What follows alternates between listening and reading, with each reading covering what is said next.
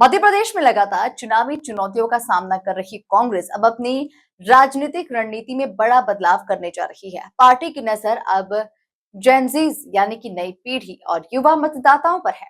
छात्रों, प्रतियोगी परीक्षा अभ्यर्थियों और युवाओं के मुद्दों को लेकर कांग्रेस ने देशव्यापी छात्रों की गूंज अभियान शुरू किया है, जिसकी औपचारिक शुरुआत आज इंदौर से हुई। देखिए पूरी खबर। युवाओं पर कांग्रेस का बड़ा दाव। इंदौर से शुरू हुआ छात्रों की गूंज अभियान।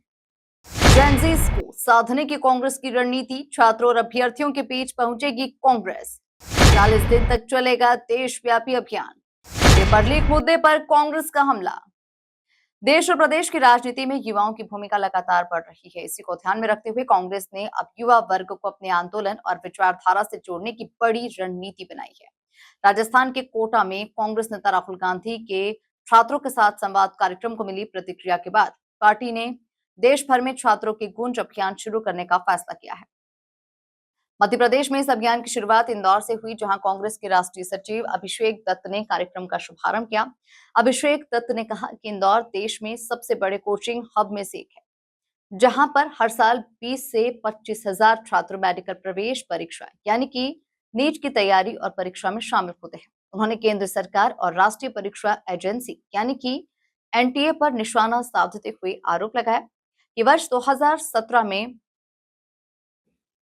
छात्रों को पारदर्शी और सुगम परीक्षा प्रणाली देने के उद्देश्य से एनटीए का गठन किया गया था, लेकिन इसके बावजूद बीते वर्षों में कई परीक्षाएं विवादों में रही। शुरुआत से ही स्टूडेंट्स की आवाज़ उठाई एनएसयूआई के मध्य प्रदेश के प्रेसिडेंट थे, पूर्व विधायक थे, वर्तमान में हमारे डिस्ट्रिक्ट प्रेसिडेंट हैं पुनीत परमार जी, जो कि यूथ कांग्रेस के राष्ट्रीय सचिव हैं, बिहार के सह प्रभारी हैं, और इस पूरी छात्रों की गूंज जो इंदौर शहर में कार्यक्रम होगा उसके कोऑर्डिनेटर हैं, और दो हमारे पीड़ित साथी, हमारे छोटे भाई सरदार नरगवे जी और सुरेश भाई।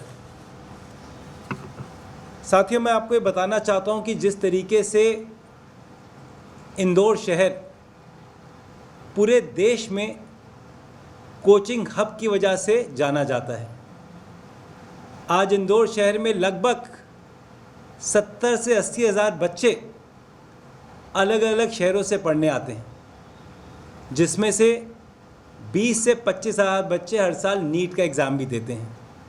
अब आप देखिए शहर की अर्थव्यवस्था में हमारे ये बच्चे कितना बड़ा योगदान देते हैं, और कहीं ना कहीं हम सब की भी नैतिक जिम्मेदारी बनती है कि इन बच्चों के साथ में इनकी हक की लड़ाई में हम साथ खड़े हों।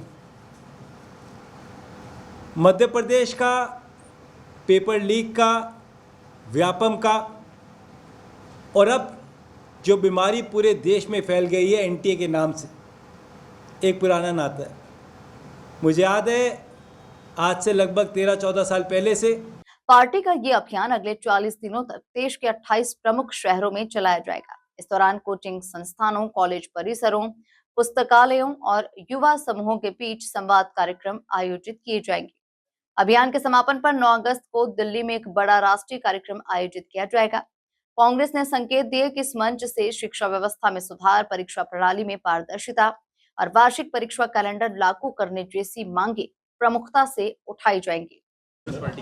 देखिए, आज पूरे देश की 25 सिटीज़ के अंदर जो कि एजुकेशन हब है, जहाँ पे लाखों बच्चे अपने अपने परिवार का सपना पूरा करने के लिए पढ़ने आते हैं, कोचिंग इंस्टीट्यूट में जाते हैं, एक साल अपने परिवार से दूर रहते हैं, परंतु जब ये बच्चे आगे जाके परीक्षा में जाते हैं तो लगातार एनटीए की नाकामियत की वजह से, केंद्र सरकार की नाकामियत की वजह से पेपर लीक हो जाता है। हमने देखा भी फिलहाल में इस पेपर लीक की वजह से, नीट के पेपर लीक की वजह से लगभग 21 बच्चों ने सुसाइड कमिट करा, जिसमें से 2 बच्चे हमारे मध्य प्रदेश के भी थे। सरकार को फ़र्क नहीं पड़ता, 10 साल में लगभग 90 पेपर लीक होते हैं और लगातार होते हैं, सरकार को फ़र्क नहीं पड़ता।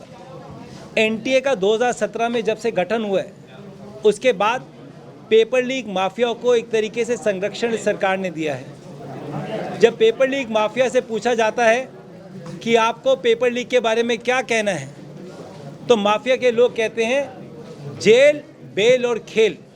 यानी कि हमें पता है कि हम पकड़े जाएंगे, हमें कोर्ट से जेल। अब देखना होगा कि छात्रों की कूच अभियान युवाओं के बीच कितनी प्रभावी आवाज बन पाता है और इसका राजनीतिक असर कितना व्यापक होता है।